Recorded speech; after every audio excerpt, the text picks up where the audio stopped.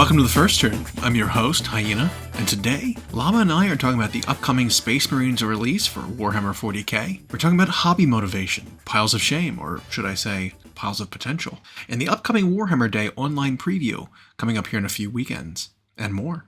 If you like what you hear, give us a like, thumbs up, follow, or leave us a comment letting us know if you want to hear us talk about something specific. Without further ado, let's get to it. But yeah, anyway, I woke up today, and I went... Well, that's a good start. Yeah, and I went to the store this afternoon, and I was like, oh boy, when are those UPS boxes going to arrive? Okay. Which is like, what boxes? And I was like, Space Marines, baby. Where are they? And he's like, those are next week. Yeah. I was like, God, I was so excited today because I thought this weekend was Space Marines. No. Because it's a weird 2-week gap between. Yeah. It's like, oh God, dang it. Yeah. And I was like ready. I was ready. I was like, we're getting point leaks for Space Marines. They're coming out tomorrow or Saturday, whatever. We're gonna get some stuff in today. I'm gonna start looking at it. No. It's a 2-week pre-order for them. 2-week pre-order. Yep. And it'll be the same weekend that the new Warcry stuff comes out. Yeah. Yeah. Weird staggered release on some of the other stuff, though. Because there's a lot more stuff that's supposed to be coming out, and pre-order numbers, I think, were taken, but there's no shipping date yet. Namely, some of like the Underworld stuff. I'm not sure it's shipping the same time as all the Underworld, or all the Warcry stuff that's coming out. We got prices on that. We know how much those are supposed to be. They made the 2-player box set cheaper, because it doesn't have the terrain in it. Yeah. But the terrain set is like, it's like $130. So both things combined, I think, are $235, as opposed to like the $220 that they were together. So it's not that much different, you know. But that's I'm talking about the Warcry box of the humans versus the Gorgers is like $105 or something. Yeah, something bad. Like that. And then the terrain is $130. So that'll be fun. I want all that. It'll help me complete my board, my Warcry board. I have most of that stuff. Project I've been working on actually was my terrain. I got 2 of the 4 sets of terrain that I have based. I have them cut in, like I have pieces of heavy chipboard that I've cut to shape for each piece of terrain, and they're all glued to it, and they're gonna get primed and sanded. Sand is going to be applied to the bases and glued to them, and then they'll actually be like functional terrains with bases. I spent a lot of time doing that. I'm like halfway done. Oh my God, my arms are killing me. Like my forearms burn and they hurt so bad from just all the pressing down at that weird angle. You know, like you're trying to hold someone underwater. Yeah, you know that do sort that of motion. All the time. Yeah. Yeah, that kind of motion, but like really pressing is just like it's just not it's not a motion I'm used to. It's a usual so range of motion. My forearms are just killing me. But yeah, it's going pretty well. But anyway, speaking of the Space Marine hype, right? Yeah. Space Marines are coming out next week. We got some leaks on what the advanced copies of the reviewer packets for the Space Marine book. Space Marine book should be out, and then what the new 1.4 of the Battle Scroll update should look like. The Munitorum Field Guide. Yeah. Field Manual. Updated points. MFM. There you go. Updated points for 40k. Especially in regards to Space Marines, it's interesting and important because it sounds like the Space Marine book is not coming with the most up-to-date rules printed in them for point values. Just like Tyranids, yeah. Which makes you wonder why they're even there. Why are they even in the book? You know, and we talk about that a lot. We suggested that to nobody, I guess, but at the start of this edition, when Codex has come out, they shouldn't even print points because they're going to have to do this. They're changing so much that it's like, don't even bother putting them in print. Yeah. You know, like, don't just save those pages. Don't worry about those pages. And then here we see another example of, a PDF is going to be coming out that's going to supersede the book. Probably before the book is even in our hands. Yep. The points are going to be changed. Yep. So it's a waste of ink. Maybe if printing tables and timetables, everything were on schedule, maybe everything would be fine, but we're seeing that so much of these releases are being pushed back and staggered and released later than they were supposed to be, that it's like, I mean, maybe it's time to it's time to change your plan. And we're in an era of like discovering the problems and attempting to mend them so quick that when these books were printed way back when, and they sat on them, they already knew the points weren't going to be correct. And it's just, the points shouldn't be something that's in there anyway. The Codex should have less stuff that you have to rely on rules-wise as a player, and more of just guidelines for, because the points are just going to change all the time. Yep. And you will absolutely have people, old school or new, who just think that whatever's in the Codex is valid. Yep. They won't go online even though it's free. I mean, it's not a wild assumption that the brand new book you got is accurate. Yeah. Like, I can see people assuming that, but and I've seen some, and I wonder if it's cheeky folks attempting to say, like, well, which one do I go by? Determine what is the determiner says the code. It's like, no, they won't. GW did at least clarify on Warcom, which I am certain 100% of players visit every now and then, that whatever the latest PDF or digital version is of the points is the valid one. Right. Not whatever's in the book. Those all get updated in the app. Yeah, they do. So at least there's that. Yeah. So whatever. But some of the points were interesting at the very least. We saw that most of the Space Marine units and characters went down in points. Yeah. We saw that some of the units went down a lot. There was a combo we were looking at when we had seen the Salamander themed detachment, where we were like, all right, Salamanders, all in on Salamanders. Let's go Vulcan. Let's go Flame Aggressors. Let's go. And Agrax is only 85 points. Yeah, but Vulcan has a pretty ridiculous ability. Or Adrex, whatever. Agatone. Yeah. But Vulcan, Heston, yeah. Spear Bro, Forge Master, whatever, has a pretty ridiculous ability where he gives, I think, he gives reroll wounds with flame weapons against a unit within 24 that he dominates. And so having flamer units like aggressors, or I'm okay with the aggressors going up, mostly because I like this combo better with the Inferno Marines, the new ones from Leviathan. Well, and the aggressors were early and often already buzzing on a lot of people's minds. So which I don't understand why you'd need to do the combo with NA, because they already have twin linked flamers. Yeah. His buff is reroll wounds versus a target within 24 that you can see. So it really doesn't benefit them anyway. So it's not really a combo. You'd want to join a different character to them. I think the Biologist, is that the one that gives devastating wounds? There's a character that can join them that can give devastating wounds to a unit. I think you can get it with flamers. I think there's some way to get devastating wounds on flamers, which is absurd. But I like doing a 10-man unit of the Inferno Marines with the flamers, with with Vulcan, with the rerolls of... You reroll all flame saves against this unit. And what's funny is people got so stuck on the aggressors right away when these leaks were coming out, and you said the Inferno Marines, and the individual you were talking to at the time, it actually took them a second to think about it. And then you started talking about the points they cost and like what output you're going to get with this unit compared to... And it was so hard to shift them off of the aggressors idea because the internet all said aggressors. Right. And it's like... Because it was something like 6 aggressors is 66 plus 6 shots. Yeah.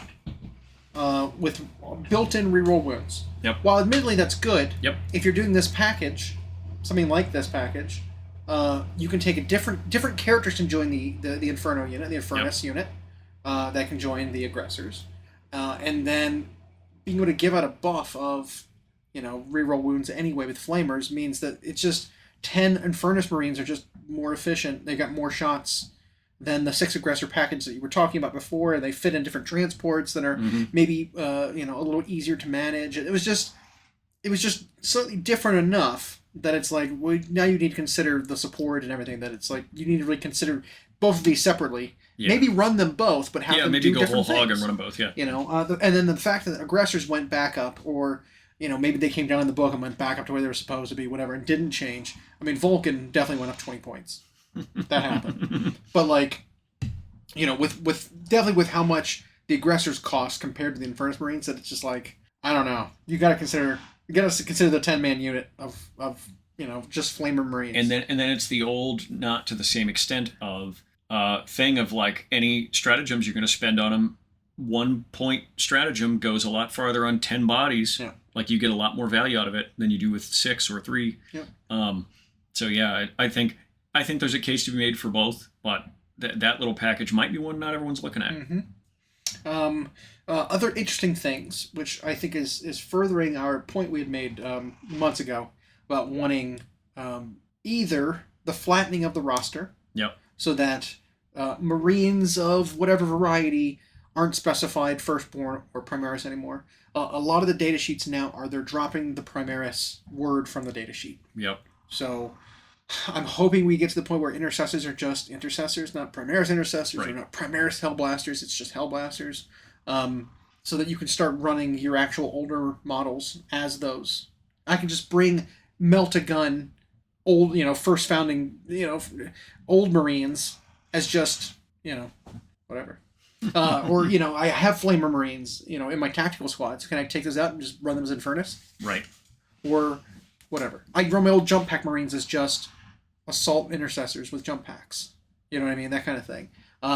I'm thinking we're seeing the beginning of another wave of removing, some of those Band-Aids. Yeah, those Firstborn Marines and just making the Primaris kits the standard. Yep. If you want to use your old ones, you got to do some finagling to get the models to be equipped the proper way, but we don't sell a lot of those models anymore, so if you want to use them, all the work is on you to make them compatible, because they're essentially cut. I mean, I'm okay with it. I've been waiting for this. Yep. Like, it needs to happen. I thought it needed to start a little heavier in 8th when the Primaris first debuted. We saw it with all the lane speeders, the speeders being cut. We saw it with bikers being cut. Now it's just Outriders. Am I going to run my bikers as Outriders? Yeah. Yep. Sure. That's all there is now. Like, why not?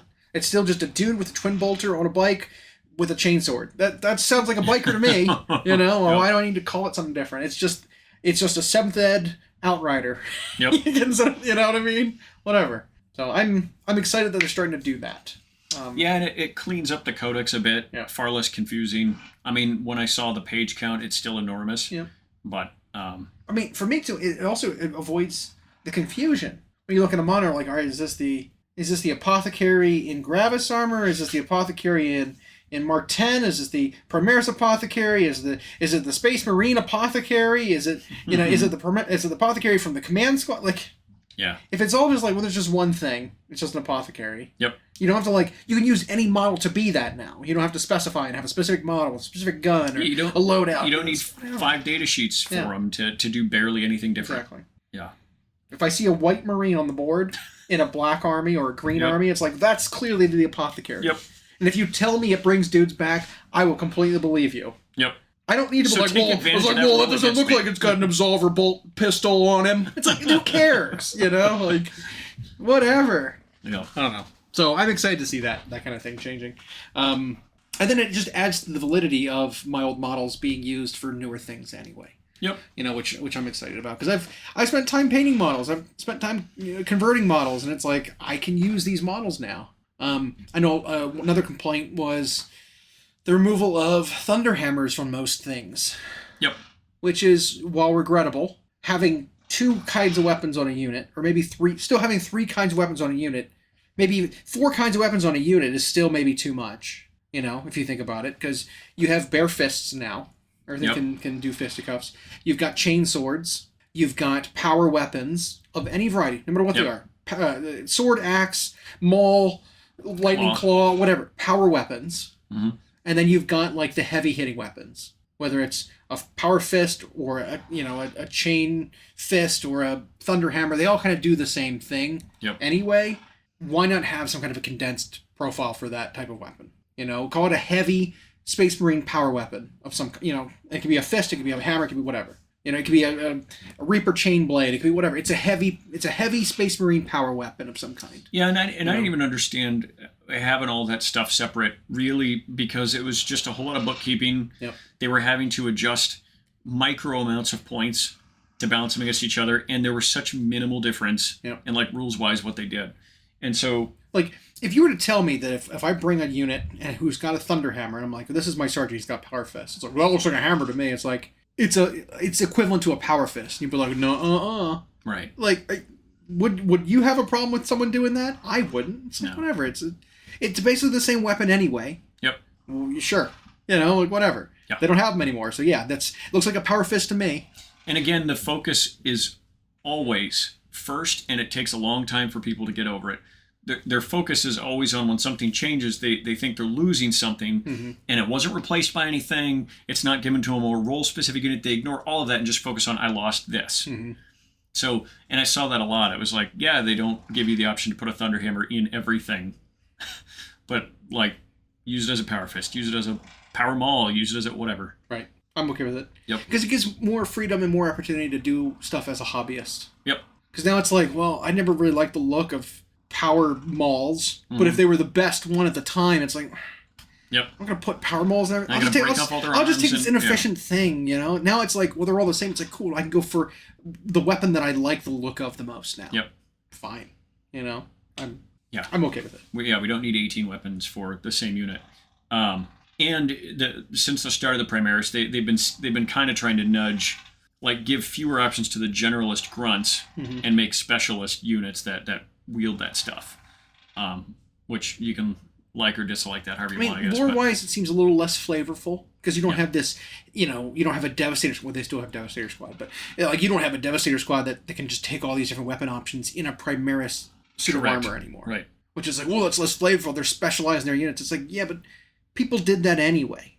You would just take Devastators and you give them 4 missile launchers. If that was the best weapon, you take a unit of Devastators and you give them 4 multi-meltas. Yep. You take Stern Guards and just take as many meltas as you could. It's like, well, we used to do that when we had the option to do a mix, and we chose one unit, one weapon for the whole unit anyway. It's like we don't want assigned seats. We want the freedom to choose, but then every day when we come into class, we all sit in the same seat. Yeah. They just want to know they have that option, I guess. But then they'll complain when the next edition comes and a different weapon's better, and they got to change them anyway. This specializes them a bit more, which I'm fine with, too. It also sounds, when you read it is actually fluffy, because when you read about the way the Primaris are programmed or bred, they kind of come out role-specific right away. They don't come out generalist and go through the scout process and then develop a specialization. They come out like, nope, you're this guy who wields a melta. Yeah. Speaking of scouts, man, they are cheap. 55 points. 5? Even if they've got bolters, it's like, wow, that's cheap. And I think there's still going to be 2 wounds, tough 4. I think so, too. Like, Space Marine stat profile. Yeah. The only question I have about Space Marines or the Scouts is, where are they? So we don't have, like, a pre-order for them or anything. Oh, yeah, and they're getting a new unit, aren't they? Yeah. Yeah, they're getting new sculpts, and it has, like, Primaris proportions. So we don't have release dates for all of the Marine stuff yet. Correct. Okay. I know, like, the book's coming in. I think the Terminators and the Stern Guard are getting released right away. Most of the characters getting released. The Melee Dreadnought, I thought, was too. Yes. That one and the Missile Pod Marines are coming out.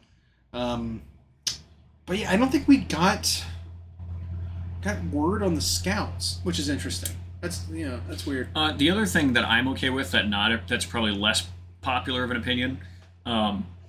So when they revealed these new Scout sculpts, it was pretty much determined that you can't take a whole unit of sniper rifles. A lot of people, I think the early rumors or someone who has their hands on it says that's an upgrade option for the unit is a model, maybe 2, I don't know, can have sniper rifle. Okay. I don't know if that's true. If that is true, the only reason I'm okay with it, and a lot of people aren't, they're like, oh, I don't like. I think that's why they made something like Eliminators. Was like that's now your dedicated sniper unit. Scouts fulfill a slightly different role. This sniper rifle they use probably will have different rules even than an Eliminator one, right? Maybe. But I don't know. The existing sniper scouts, I think, are pretty similar to the Eliminator sniper rifle. I think they're pretty close. The Eliminators have the options though of like more guns. Yep. Right. It's not just that one Eliminator bolt rifle. It's also like the Laz Talon or whatever. This Fusel, strength 8 minus 3/3 or whatever it was. 2/3. And they get a super special rule when the sergeant has a certain weapon. Yeah. They can move after shooting. Yeah. And so, yeah, they just fulfill a different function. And so, I don't know, if they would have done it where it's like, well, Scouts can all have sniper rifles, it's like, well, then who's ever going to play Eliminators when... Well, who's ever playing a 3-man unit of Eliminators anyway? Yep. But then when for much cheaper I can get sniper rifles on these dorks who... It might be just a different data sheet, too, because they had that in the old card pack was Scouts, and then Scouts with sniper rifles and camo cloaks. Yep. And they were like different pointed. And the new version of Scouts, that data card, when it comes out, the old one might not exist anymore. Right. We don't know. We just don't know yet. And Yeah. the other thing about simplifying some of the profile selections of the weapons for Space Marines is like they have an array of weapon options that just like blew away in terms of sheer number than any other army in the game. They had more weapon options, more customization within every squad. There were gear options in every squad. The sergeant can have everything. Like no other army was set up that way. And while I would like to think, well, that's what makes them them, it's like, well, Marines also had the other things that made them them. So it was more or less just GW and, of course, Forge World always having ideas for Space Marines and not necessarily for every other army. So I think simplifying their profile brings them closer to how the rest of the game works. So I don't hate these types of, like, losing odds and ends here if it means each unit is distinct from one another and not just more of the same over and over again. Just overlapping so much. Yeah. Yeah. Yeah, making it so there's always one better than the other, Yep. even though they have the same weapons, so just pick that one. But new scout sculpts in general are exciting to me because like they've really eliminated a lot of the old stuff from the line that way. I mean, I can't think of much else that's Because kept. Thunderfire Cannon went away.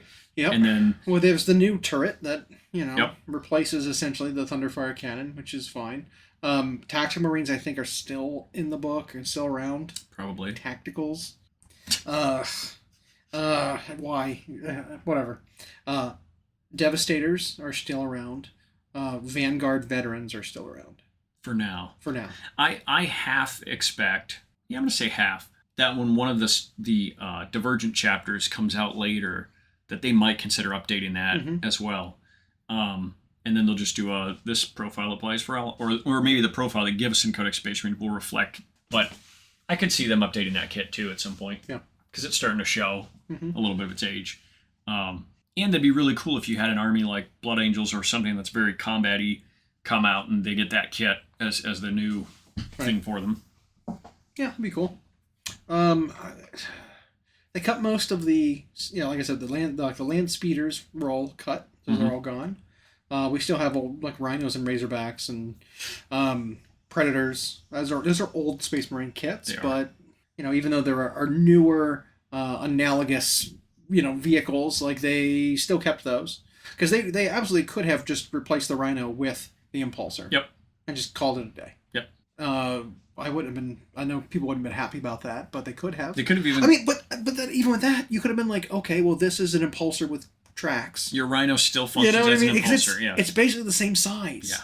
Yeah. So it's like. What? They even could have cut a little half sprue to include with the impulsor for a version of it that like replaces the Razorback. It's got a gun on it. Absolutely. And then you could have said you can use your rhinos and Razorbacks as counts as impulsors, but you just change it to one profile. Yeah.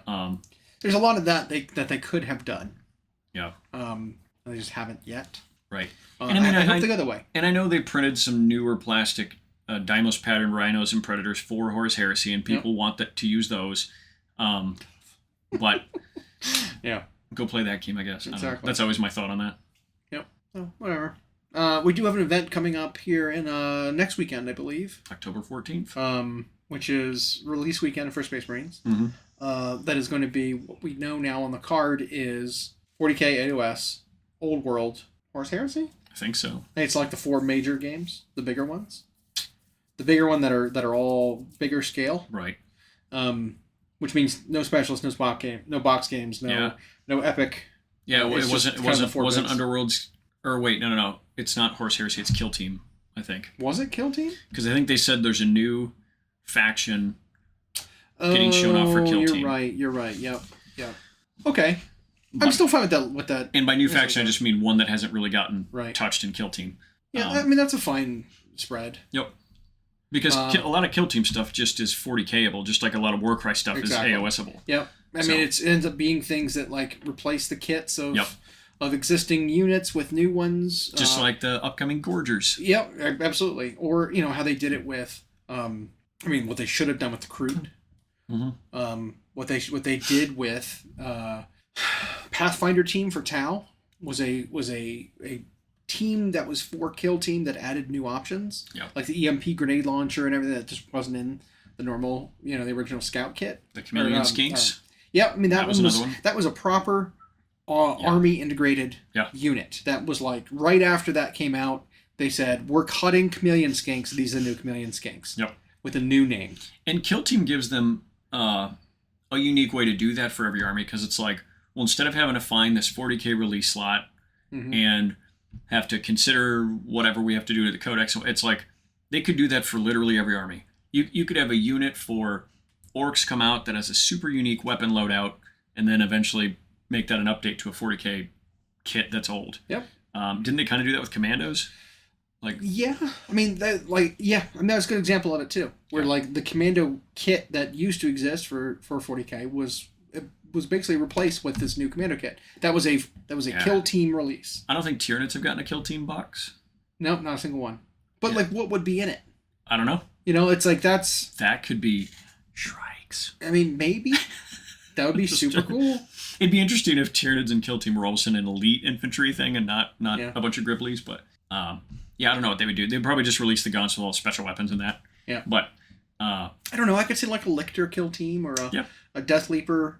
Or even the Von Rhines Leapers, anything like that. Because they're the ones that seem like they are the infiltrators. Those are the ones that would be doing covert operations. All the Vanguard if you were bugs. Yeah. But you're right. Shrikes could absolutely be warriors and Shrikes and whatever. And if they designed... Here's the thing. If they did the new aesthetic that they did with this wave of Tyranids, even though the warrior kit's not that old...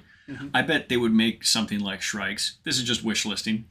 But they would make them thinner, sharper, and since they're winged, they'd probably have less armory look.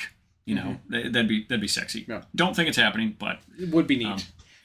Here is the line from the preview event release, notification that is important. There's a welter of stuff to unveil, new books and miniatures for Warhammer 40K and Age of Sigmar. A new box and a new faction for Kill Team, and big news for Warhammer the Old World. So they're not committing to what they're releasing for Old World. Nope. Just news. Yeah. That's it. A box and a new faction means it's probably going to be a new starter box for Kill Team that's a 2-player one. Something we just haven't seen before in the new faction versus something else we have seen. It could be something like, hell, that might be where we get scouts for the first time. That could be. It could be a Kill Team with scouts versus some other faction in a box set that's released as a Kill Team. Exactly right. Because we've seen them do that before, like with Necrons, they did that with flayed ones where... it was the first place you were able to get the Chaos Space Marine kits, the Legionnaires. That are not called Legionnaires anymore, by the way. Don't call them that. If you go in Warhammer, the Warhammer shop, and you look for that kit, it's not called Legionnaires anymore. It's called Chaos Space Marines. It is so weird how they changed that back. They're just called Chaos Space Marines, and it's the same kit with the aspiring sorcerer with his little fireball and everything. So weird. But they did confirm new books and miniatures for the big two. So I think we're going to hold our predictions till next week officially. But I mean, it has to be like stuff we already know about that they're going to be showing. I think so. Right. Yeah. So we know the next 2 books for 40K. We know the next book / supplement for AoS. Yep. Right. We know the next Codex coming out or the next Battle Tome coming out. It has to be Flesh Eater Courts, no matter when they show it. It's the only one left. Yeah. Unless it's a new faction, but that's not on their schedule, right? And we know there are more books coming for the campaign. We know the next 2 books for 40K are it's Admech and Necrons. I think. Yeah, because they're the two mechanical people faction. Yep.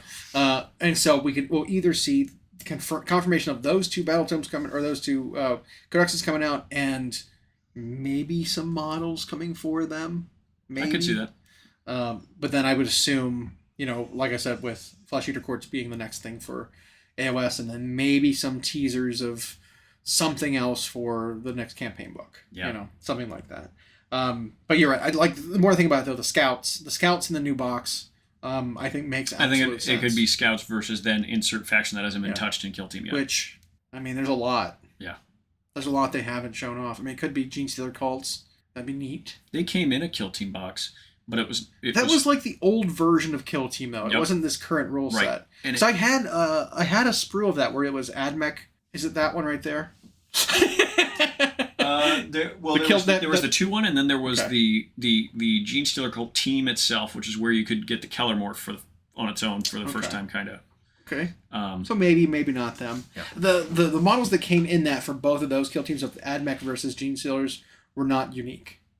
Yeah. It was just a Skitarii Ranger sprue, and then a Metamorph sprue or an Acolyte sprue, something like that. It's that dual kit that makes either the Metamorphs or... It was nothing special. No. Whereas most other things for Kill Team is unique. It's special. It's special. Something new, even if it's just resculpt, reposes, weapon options for an existing unit, that kind of thing. But, I don't know. What else could it be? I guess we'll speculate the heck out of it next week. Yeah, I mean, it's like actually, now that I'm thinking about it, most factions have gotten a Kill Team of some kind, besides Tyranids. Yeah, Tyranids haven't. Votan did. Yeah, they got the one with the jump pack guy. Space Wolves had one. Well, the Divergent Space Marine chapters are still a weird thing, so I'm not sure. I'm not sure you can include those. Because it's like there were Space Marine boxes for Kill Team already. Yep. Can you just include that as being like, well, this counts as, Blood Angels and all these other Space Marines? Well, in the Scouts would cover that. If it's a 2-player box, I could see it being them versus something we've seen, and then in addition, a Kill Team that's for a faction that hasn't been touched yet. Maybe. I wouldn't be surprised if we saw something with Reavers soon. Okay.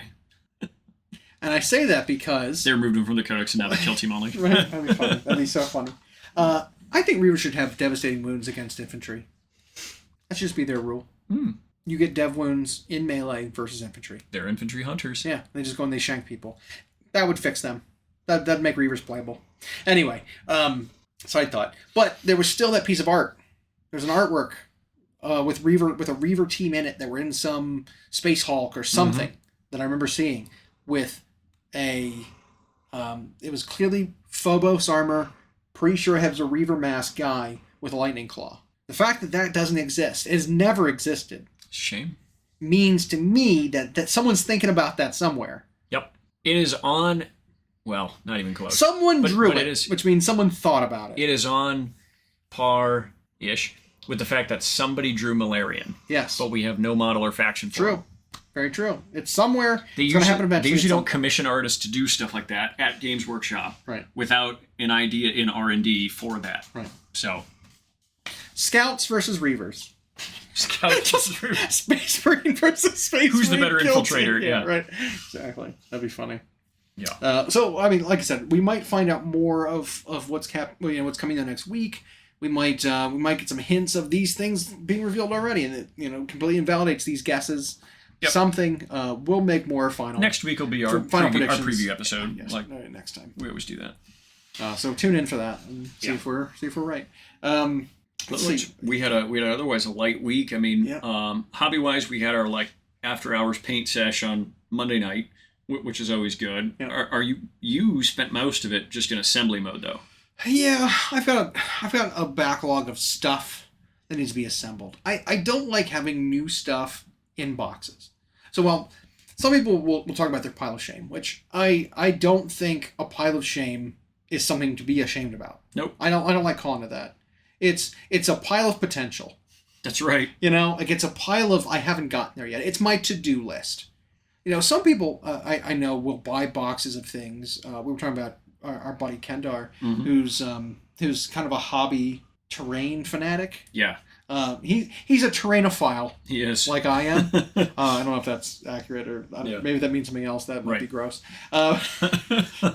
Like turtles. Right. He loves turtles. I don't know. But he likes terrain like I like terrain. I think terrain it's a great way to make a game feel more immersive. And I think immersion goes a long way into making a story-driven, narrative sort of game like 40K or AoS. Because as much as you can like or dislike an army or the game or the rule set, the reason you got into it in the first place is because you liked the look of it. You like the setting, you like the atmosphere, right? Like that's why you play this one, not something else. And while side note, so prefer that in the last few years we've migrated to the battle mats and not actually custom built tables. Yep. Because you just couldn't stand miniatures and roll dice on those custom tables. Absolutely. The mats are perfect. However, the terrain pieces themselves, sky's still the limit. Yep. So. Yeah.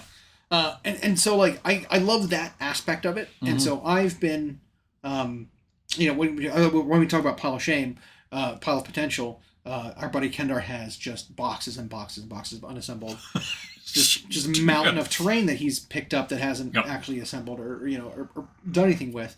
I was trying to catch up on my backlog of terrain, and while I had most of my stuff assembled, I want to actually get them onto bases, scenic bases for my terrain pieces. Sand and grit and flocking and tufts and pigments and weathering and stuff for the bases of my terrain to make it look better. Because I think it goes a long way to sell the experience of the game. Oh, it's way more fun to play, obviously, with painted miniatures, but it's really fun, even if your miniatures aren't painted, when you're playing and you're not sitting there with MDF or gray terrain. Or cereal boxes. Yeah. Or, whatever. Right. Yeah. Fabric covered over Pringles cans. It's when the terrain has even a modicum of paint and weathering and basing, then it's just so much more fun to play with. Because even no matter how sterile, clinical, and mathy or competitive a player is, they will actually subconsciously be more into what's happening in the game when you've got good looking stuff to play on. Absolutely. And so that's what I was working on Monday. It was a lot of assembly stuff, a lot of getting that stuff all taken care of. Because like I said, I don't like stuff just sitting in boxes unassembled. Brand new stuff. I mean, there's something to be said about when I pick up a 2-player starter box and I only wanted half of it. The other half for an army that I don't play, I'm not going to cut that out and assemble it and potentially ruin the value of it because some people, when they want to buy models, so even secondhand, want it on the sprue. They do. You don't want to. Having it, you immediately lose value on a model by assembling it first. Yep. Which is just bizarre to me because that's effort. That takes time. It's labor. Yeah. It's labor that devalues the thing by putting the labor in, which is I think really funny. There's a graph, right? It's like, here's MSRP. Yeah. You open the box, it dips. You cut it off the sprue and assemble it dips even further down to half value. Yep. But then as soon as you prime it and put some paint on it, it skyrockets back up over. Especially if it's done well. That kind of thing. So it's really funny. But I do still have stuff unassembled that I don't like seeing it, so I hide it. I've got plenty of sprues of stuff that aren't for armies that I play that I probably should do something with. But generally, I don't keep boxes of models around unless I bought them for parts. I bought them for one specific model that I wanted to pull out of it and do a project with, or convert it into something else. That's when I usually have models still in sprues, or I've made all the models I can out of the sprue and it's just the leftover pieces. Not saying there's anything wrong with it. Not that there's anything wrong with that. But get your models put together.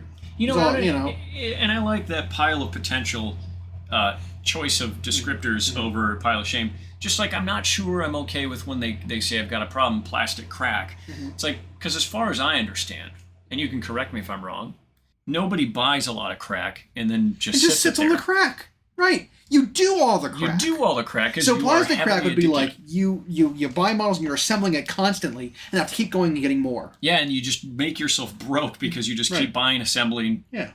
You're getting through them productively. Yeah. To your detriment. Yeah, that's a good point. It's the other way around. Yeah. Yeah. It's not plastic crack. It's like plastic Brussels sprouts. They just sat there until they went bad in your fridge. Or in my case, plastic tater tots. Just because the last few times I've gone to the store, I've gone and just I'm gonna get some. I'm gonna get some frozen stuff to make easy lunch. Tater tots are great for that. And every time I go to the store, I look in the frozen aisle and I grab a bag of Ore-Ida, tater tots and put it. And I get home and I'm like, oh man, I already have some. And then next time I go to the store, I forget about that. And I buy more. So I had at one point, I had 4 bags of tater tots in my freezer, and I was like, I need to stop. I had a problem. Yep. I need to stop buying tater tots. Not going through. This is my potato crack. Yep. Yeah. It's funny. Yeah. I look forward to some of those Warcry sets more so than usual, even though I'm only interested in that human hunter pack. Yeah. But the Gorgers, our buddy Moose, has played Ogre Maw tribes since they were Ogre Kingdoms, and the Gorgers have never been good models. Yep. Now you're getting this beautiful set of 5. Yep. And then I don't play Fire Slayers. But But they're getting Me that. either, but and they're going against the swamp goblins or swamp orcs? Yes, there's a new swamp orc like Monster Hunter warband. They're not released in a box together, but they're released at the same time. Yeah. I have to get a box of the Fire Slayers just they look amazing. Yeah. They look great. It's like if this is the aesthetic of the Fire Slayers, no. Okay. They are a Warcry warband. Got it. Yeah, and if this is what the aesthetic of the Fire Slayers were initially, man, that would have been the army would have it would be the most popular one. Because they look so great. They've got so much character. Yep. And like I said, they are just like line troops. They're going to be line troops for the Fire Slayers. You know, similar to how the Hunters of Huanchi, the new chameleon skinks are. Mm-hmm. Like they're going to be a part of the army. Yeah. You know, like all those chaos cultists intended for Warcry, but they're just going to be a proper unit. Which, again, we're not crazy about. This is the only way that new models are getting introduced to Age of Sigmar for most armies. But at least it's something. Mm-hmm. You know. I mean, I feel like the human warband is going to be a core unit in Cities of Sigmar. I think the Gorgers are going to be a core unit, depending on their rules, in Ogre Molothrobs. Yeah, because this will be unique for that unit in particular, because Gorgers have always been like these weird single model entities. I'm a 6 wound. Yeah. Like, no armor save, individual model, can't be reinforced. I come on the outside and I'm spooky. Right. It's like, all right, we'll just shoot you real quick and then move on. Now a unit of 5. But now a unit of 5 might be 20 to 30 wounds. Right. You know, I wouldn't be surprised if it was like a 250 point unit that's now an outflanking, objective grabbing, fast, healing, melee killing, monster unit. Messes with your battle shocks. Maybe you can't, similar to like Jabbersmythe, you can't receive commands while in range of it or something. If it's feasting, you can't receive commands. Feasting is the ogre army rule for when they're in combat. Yeah. So. And the Maw tribes were another one of those that had a small-ish roster, and so that'll benefit them, hopefully. Yeah, I mean, they ported most of the Ogre Kingdom stuff over. Mm-hmm. And so, with them combining back the Beastclaw Raiders in with the Ogre Maw tribes proper, like, it made the army much wider. Yeah. Because now you had all the big fuzzies plus the Mournfang Riders and that was like Yetis kind of silly that it was separated anyway. But it was an experiment that didn't work. Yeah, it was. Well, because they didn't expand to either of the armies after they broke them up. No, and they did that in AoS 1 especially to a lot of armies where they split them all up. With the orcs, they split all the orcs up, and it was just like, why? Yeah. I hope they go even more integrated, because I do not like the rules for the Big Wog. I'm not a fan of it. Still not, huh? No, it's just, it ramps up too slow to actually get the benefits. I think the individual units just need to have a toned-down version of the rules all the time. The Iron Jaws as part of a Big Wog should have toned-down Iron Jaws rules. The Swamp Orcs should have a toned-down version of the Swamp Orc rules while they're part of the Big Wog, but it should all still be separate rules for each different type of unit. They just can all be played together, and maybe they benefit from some character commands that you can cross-command different units from different sub-factions. Something like that. I don't know.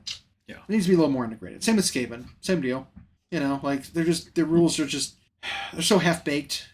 What would an episode of the First Turn podcast be without Skaven discussions? I have so many Skaven, and I can't help it. I want to get more. Yeah. That is one thing I am ashamed of. It's sitting right there underneath that Pitched Battles Season 1 for 2023, one of my 12 General's Handbooks. Yep. There is an unopened box of Skaven Vanguard. There's a Skaven Vanguard box right there. And it's still in plastic wrap. Oops. That one I'm ashamed of. I need to get those guys out and assemble them. Yeah. Sorry, guys. Because I love them. I love the Skaven. So I realized in doing so much Tyranid assembly lately, I found that I have Slaves to Darkness units that I need to assemble. I've got Chaos Knights. I've got the... Well, you picked up a Vanguard box of that just for the character draft, didn't you? Yeah, and so the Knights and Warriors are still... Now, granted, they've each gotten their own kits since then. The Knight kit is just an upgrade, like an extra sprue that has the command on it. Yeah. It's a special weapon for the leader, the banner, and the horn. Yep. But the Chaos Warrior kit is a whole new one with halberds and command and everything included. Yep. I don't think those push fit like monopose Chaos Warriors are bad or useless. No. Because I still like the hand weapons on Chaos Warriors better than the halberds. And I don't think reach is enough of a benefit for getting -1 to hit on any unit ever. Right. Any of them. well, and one worse. Yeah. It's 1 worse to hit in exchange for 1 inch of reach. It's like. Right. And I found that I still have a number of occultist units from Warcry that I just haven't assembled. Most of which are playable now. A lot of them are pretty good. Yep. Well, they're starting to differentiate them Yep. based on what they can do and how many points they cost. Yeah, they range from like 70 to 120. Yeah, now. so they're definitely like spreading, because before they were all like, every unit's just 80 points. And they all had the same stat line with one rule. Yeah. Well, some of them had multiple rules, which just made them hands down better than some other ones for the same cost. I'm looking at you, Splintered Fang. Splintered Fang. Yep. Which they're still good. Yes, they are. Yeah.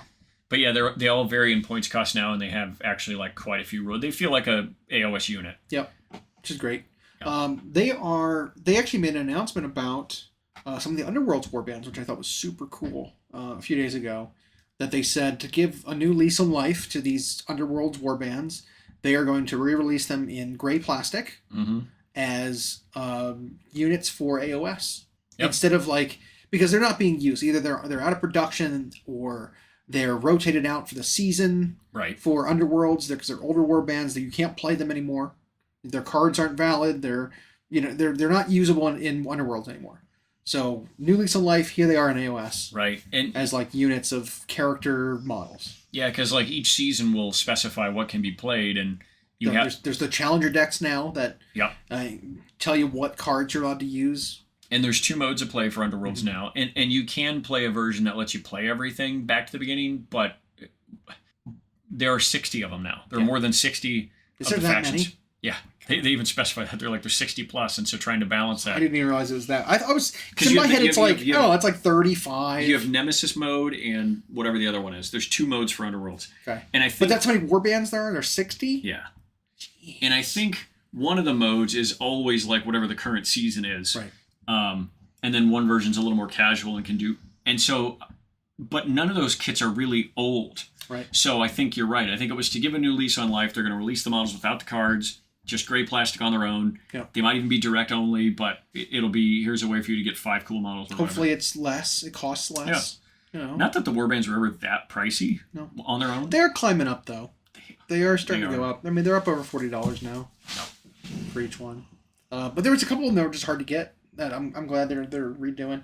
One of the ogre pirate one, they're redoing that one I saw, which is cool, with his little monkey and his crab and his parrot and whatever. Every stereotypical pirate thing. Yep. So that was cool. I like that. I don't. So I'm not ranting, but again, it's one of those things where it's okay, it's cool that they're introducing things to AoS, but it's don't make AoS the dumping ground for all just the fantasy. Right. Specialist games. Mortal Realms models. Don't make it we'll give it to you that just because you need stuff. It's make actual stuff. I mean, they did that with cities, which we haven't gotten the actual book release, or the faction leader, or the cannons, or any of the characters. Aside from all that they haven't fully finished releasing AoS or COS yet, they are doing some release models for look at Ironjaws. Yeah. Look at cities. Yeah, that was great. Presumably, hopefully, Flesh Eater Courts. They are doing some more work for AoS now, but it's still here's the vast majority of the stuff being released is here's from specialist games that can be used in your. Here's a Band-Aid. Yeah. For your release cravings.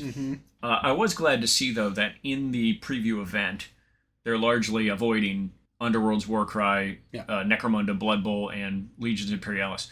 And it's because I didn't want another preview taken up. I don't have a problem with any of those games. Right, but when it's here is an event for all of these games, and you spend all their time, half the time, on one game, no matter which one it is, it doesn't feel great. No. Right? We're showing off 12 games worth of stuff here. Let's spend 30 minutes of the 48 minutes of the preview on just epic scale, whatever. It's come on. There's a lot of other things that you could have divvied up the time on. This is only 4 game sets that they're going to be showing off. And they're calling it it's the Warhammer World event, right? Warhammer Day. Or Warhammer Day. Yeah.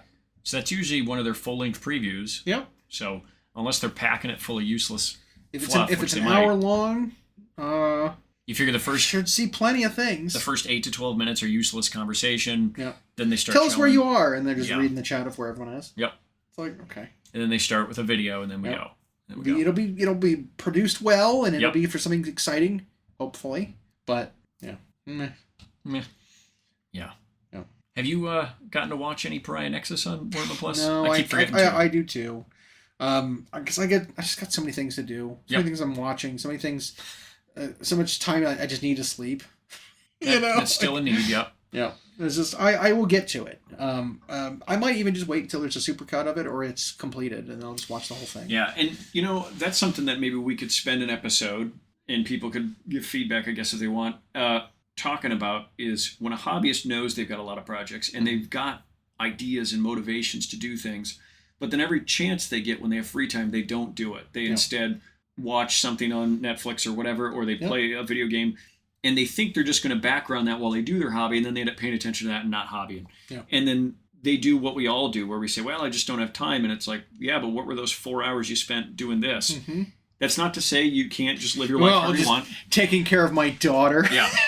Yeah, it's not that you can't just live your life the way you want to live your life, but like maybe we can have a conversation like that about how I would love to, because I thought about this the other day, just in the shower. I do my best thinking in the shower. Yeah. Obviously, I'm alone. I'm just thinking and having conversations with nobody. Yep. But I was thinking about that. What else are you going to do while you wait for the conditioner to work? Well, because it was... well, I don't have to worry about that. I don't have any hair. You condition the beard? A good point. But, yeah. But I was thinking about it, and it's like taking stock of how much actual free time potential that I have, right? And I was thinking about it, and it's like, well... If I'm doing, counting up how much time I've got at nights that I'm, maybe I just sit and I watch something, or I'll sit down and play a game. I've pretty much exhausted how much I want to play Baldur's Gate. Okay. I've never finished the game one time yet, so I'll go do it and finish it. And I think I'll be done for a while. And then there's no other game I really want to play very badly. Obviously Starfield. Is that the new Bethesda one? Yep. I want to play that at some point, but I'm going to wait a little bit before it's ironed out. I want to go back and play Cyberpunk because it got an expansion. I would love to go play that again. But I don't have this burning desire to go play, because I burnt out playing Baldur's Gate. I played that so much. That's like, I need to take a break from games, because I played that every waking minute. Yeah. For a few weeks. it was a problem. And now it's like, well, all that time I'm not going to be, tempted into playing a game. How much actual time is there, right?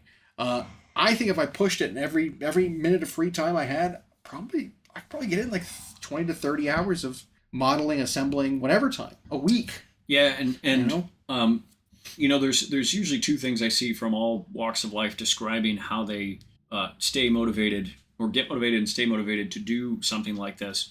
And one of them is always like having a space you actually want to be in. Right. And so part of that is keeping your space relatively clean and organized. Because then you actually enjoy being there when you see everything and you put it all away at the end. And also, if you had a temporary workstation, you have to bring your box of stuff out and pull your stuff out and roll out your mat, your cutting mat, and get your glues and you have to set up and take down your station that's portable every single time. I mean, that's... It's like, well, I've got an hour but it takes 20 minutes for me to pack up and set it all up. It's not worth it. Just do something else. Yeah, that kind of thing. And whereas when you've got a space for it, and you know where everything is, then there's not much in the way of setup. But it's also much easier to then clean it back up and you're okay being in that space. The other thing, like, I can see how getting motivated is difficult. But that's a whole other topic, I suppose. But the second thing that a lot of people find is then just keeping that time accountable. If you schedule a specific time to hobby, people start to look forward to it. I know when we do our after hours paint sessions that's all I'm thinking about all that day Monday. Yep. And I'm just waiting for that clock to hit a certain time, and then I go in and we all start that. And even during the paint session, I used to waste a lot of time waiting kind of for the store to close before sitting down. Now I kind of get in and at like 4:30, I just start sitting down and setting everything up. Yeah. Because you want to maximize that. And I think that kind of thing keeps you motivated. You don't want to burn out on it. Well, I think also seeing the excitement of new people trying new things. Yep.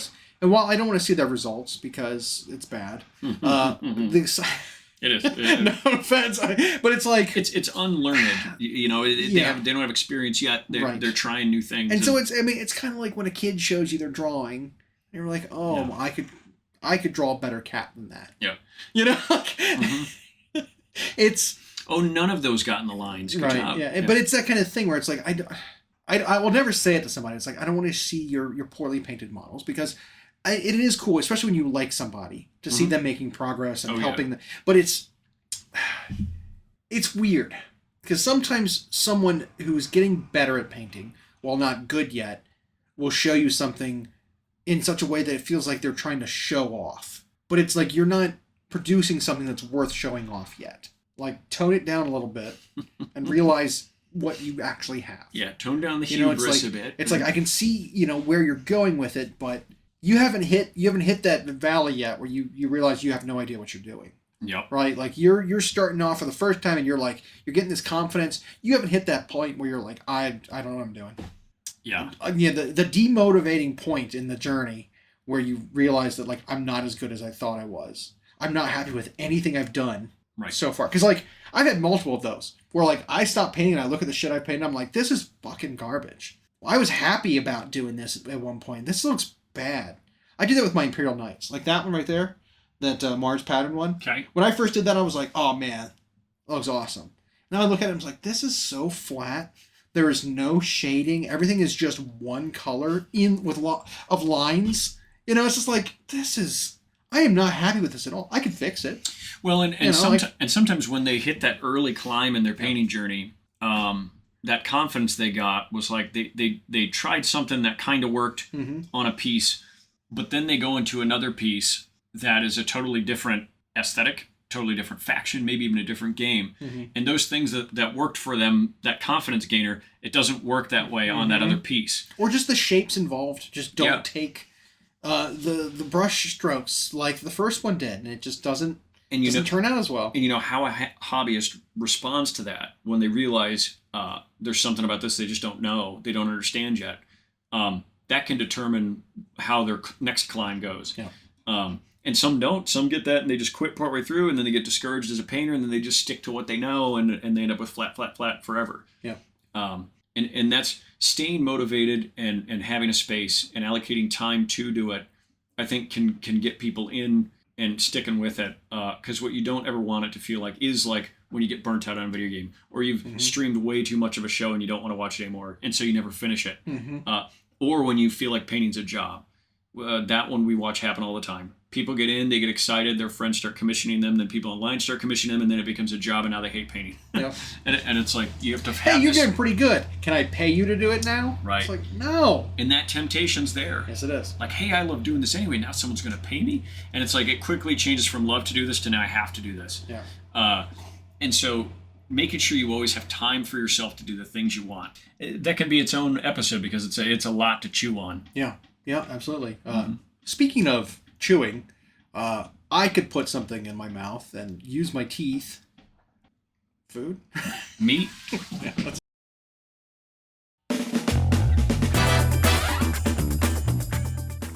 Thanks for listening. We hope you enjoyed.